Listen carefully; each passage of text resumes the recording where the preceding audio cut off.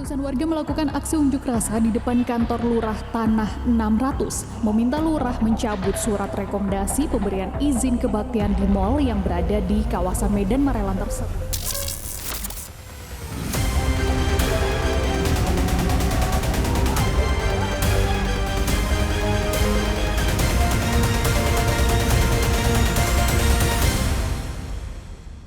Tadi adalah sebagian dari banyaknya peristiwa persekusi rumah ibadah yang terjadi di Indonesia.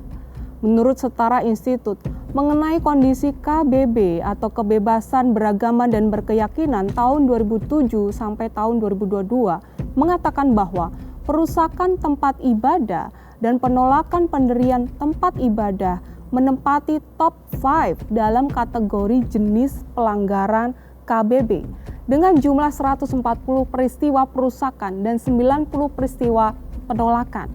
Bahkan dari Januari hingga September 2022 saja ada kurang lebih 32 peristiwa gangguan rumah ibadah. Belum lagi yang terjadi sepanjang 2023 ini. Beberapa contoh kasus yang akhir-akhir terjadi adalah pembubaran paksa ibadah gereja Mawar Sharon Binjai yang terjadi pada Mei 2023 yang lalu. Padahal gereja tersebut sudah mengantongi rekomendasi dari Kementerian Agama dan Forum Kerukunan Umat Beragama. Masyarakat yang berunjuk rasa berdalih bahwa lokasi tersebut bukanlah rumah ibadah. Ada pula kasus pembubaran paksa ibadah gereja Kristen Kemah Daud di Lampung yang terjadi pada awal 2023 yang lalu di Lampung.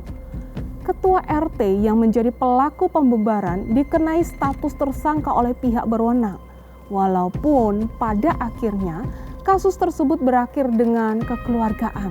Beberapa alasan dari para oknum yang melakukan perusakan serta penolakan ibadah ini diantaranya karena tempat ibadah atau agama tersebut merupakan minoritas dari daerah tersebut. Ada juga yang mempertanyakan perizinan pembangunan rumah ibadah serta pelaksanaan ibadahnya.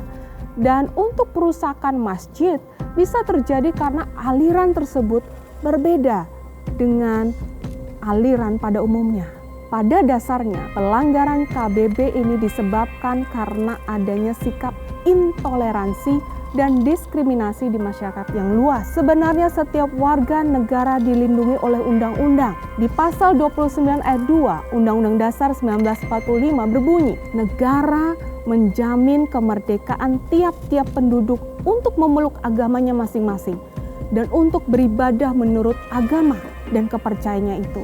Bahkan dasar negara kita yaitu Pancasila menekankan tentang kebebasan umat untuk beragama, tapi semuanya itu dikalahkan dengan yang namanya intoleransi. Undang-undang juga mengatur perizinan pembangunan rumah ibadah dalam peraturan bersama Menteri Dalam Negeri dan Menteri Agama nomor 9 dan 8 tahun 2006 yang kini mulai adanya revisi penyederhanaan. Kini rekomendasi pendirian rumah ibadah hanya dari Kementerian Agama saja, yang tadinya memerlukan rekomendasi dari Kementerian Agama, Forum Kerukunan Umat Beragama. Presiden Joko Widodo juga membuka suara terkait permasalahan ini. Mengenai kebebasan beribadah dan kebebasan beragama. Ini hati-hati, ini yang beragama Kristen, Katolik, Hindu, Konghucu, hati-hati, ini memiliki hak yang sama dalam beribadah, memiliki hak yang sama dalam kebebasan beragama dan beribadah. Melihat masalah ini, Ketua Umum Persekutuan Gereja-Gereja di Indonesia, Pendeta Gomar Gultom, juga mengecam banyaknya aksi pembubaran ibadah umat Kristen. Ia mengatakan, peradaban yang mengedepankan mereka yang bersuara keras atau mengedepankan kebencian dan kekerasan, ini yang perlu mendapat perhatian dari kita untuk segera diberhentikan.